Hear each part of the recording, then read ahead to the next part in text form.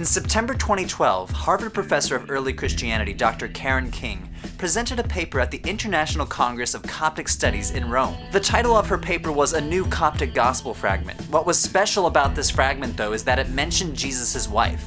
The Coptic scholars in the room were extremely skeptical, but nevertheless, the media exploded. Well, I hate to be that ancient historian killjoy, but these things are never quite as exciting as they seem. Don't get me wrong, a new papyrus fragment is always exciting. And this story is very interesting, just not for the reasons that you would expect. You see, a few years later, scholars overwhelmingly viewed this fragment as a forgery. As historians and scientists started studying it in depth, more and more questions started to pop up, making it less and less likely that this thing was real. So why discuss a fake scrap of gospel? Well, I have two reasons.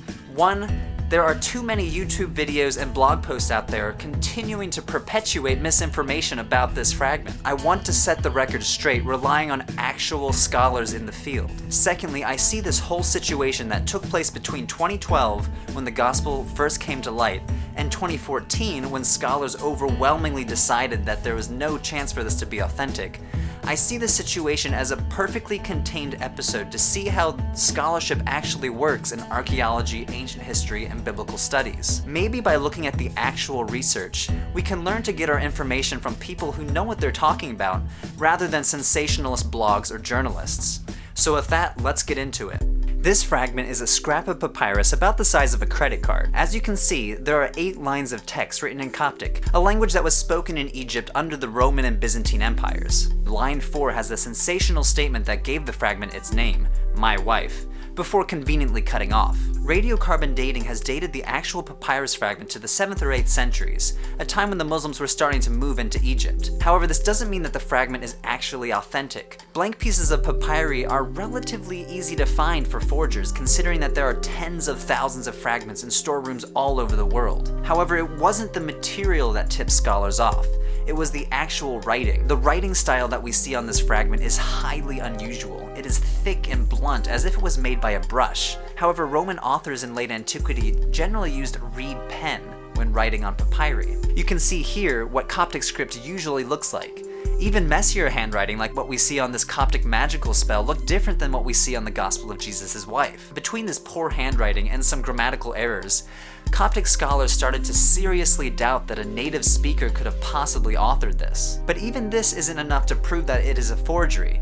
What if the writer just had poor handwriting and was using a brush instead of the usual reed pen? Soon after Karen King published the Gospel of Jesus' wife, another scholar noticed that almost every single Coptic word in the fragment is also found in the Coptic Gospel of Thomas, a much more famous Coptic gospel that anyone could easily have found online. The best way to see the dependence between the Gospel of Jesus' wife and the Coptic Gospel of Thomas is to go line by line to see the similarities. The first line reads, "Not to me, my mother gave me life." This line appears almost exactly the same in Thomas. Thomas verse 101, "To me, for my mother, but my true mother gave to me life." If the Jesus' wife fragment is a forgery, it is easy to see how the forger might have lifted these words from the Gospel of Thomas. Line 2 reads, "The disciples said to Jesus." This appears in Gospel of Thomas, verses 12, 18, and 20. And this may not sound like a very major point, but this precise phrase does not occur in the canonical Gospels. Line 3, "Deny, Mary is not worthy of it." This is very similar to Thomas verse 114. Mary is curiously close to the term "not worthy of," both in Thomas and in the Gospel of Jesus' wife. Also line 4, "Jesus said to them, my wife." Curiously though, the most sensational words, "my wife," don't appear in the Gospel of Thomas. Rather than proving its authenticity, some scholars see this as even more suspicious. For the sake of time, I'll just assure you that the last 3 lines also borrow Coptic words from the Gospel of Thomas. From this evidence, the scholar concluded that the 8 lines of the Gospel of Jesus' wife are derived from the Coptic Gospel of Thomas, virtually in their entirety, making dependence certain. A highly unusual form of dependence on words more than sense. So, words instead of phrases. Much like how someone would cut out letters from a magazine to piece together a ransom note, it is easy to imagine that if someone didn't know Coptic, they would go to the most famous Coptic gospel to lift Coptic words. And like I said, even more suspiciously, one of the few words that doesn't appear in the Gospel of Thomas is the phrase "my wife," showing that someone probably would have added it just to make it more sensational. I hope you're already convinced. The dependence between the Gospel of Jesus' wife and the Gospel of Thomas is quite obvious, but even this isn't the final straw. The Deathblow, the discovery that convinced me that this text was completely forged, came from a sister text that Karen King obtained along with the Gospel of Jesus' wife. This fragment has the same weird, blunt handwriting, showing that whoever wrote it was probably the same one using the same brush on the Gospel of Jesus' wife. This is a fragment of the Gospel of John, but unlike the Gospel of Jesus' wife, this one is much more obviously a fake. You see, there is evidence that this fragment was copied line by line from a well-known Coptic publication of the Gospel of John, Herbert Thompson's 1924 publication that anyone could reasonably find as a PDF file through a quick Google search. This here is an image from Mark Goodacre's blog, a well-known New Testament scholar at Duke University.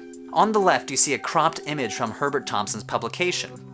On the right, you see the sister text of the Jesus' wife fragment. This fragment suspiciously follows every line, even the line breaks that you see in Herbert Thompson's publication, slavishly jumping every other line to give the appearance that the text continues where the papyrus breaks off. However, I hope it's clear that the Herbert Thompson text, the text here on the left, comes from a completely different artifact, a Coptic codex that was discovered about a century ago. The chances of both this Coptic codex and another fragment bearing the exact same line breaks, it's statistically impossible. Finally, the papyri dates to the 7th or 8th century, much like the Gospel of Jesus' wife. However, the Coptic dialect dates to the 4th or 5th century, which makes a lot of sense if the forger was using 7th to 8th century papyri while copying a 4th to 5th century text. But that's something no forger could possibly have known without having a lab to conduct radiocarbon dating. So I'm reasonably convinced, along with early Christian scholars everywhere, that the Gospel of Jesus' wife is a modern forgery. It was possibly even made within the past decade, since there's evidence that they were using PDF files to make these copies. However, this doesn't mean that the conspiracy theory that the forger was trying to raise isn't interesting. The question of Jesus' marital status was a huge concern for late antique Christians.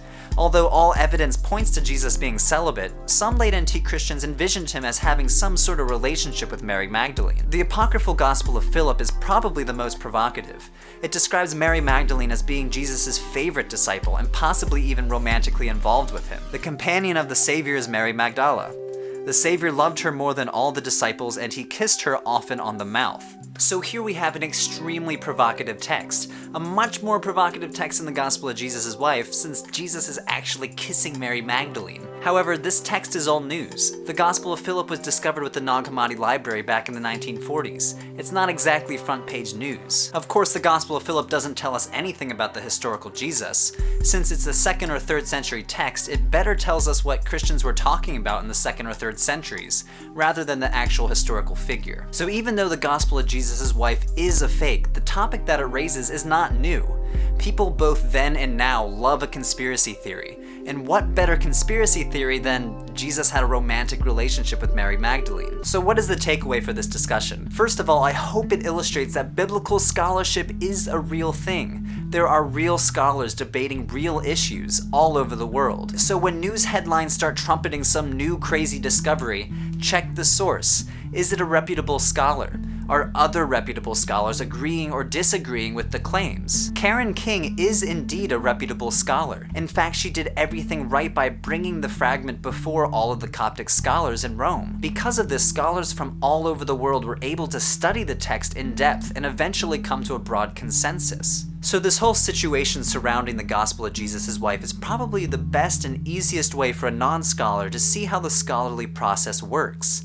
Not behind closed doors, but in national conferences often open to the public and published in reputable journals. But I also hope that this episode shows the allure of conspiracy theories. If we were ever to discover irrefutable proof that Jesus was indeed married, I think that would complicate Christian theology.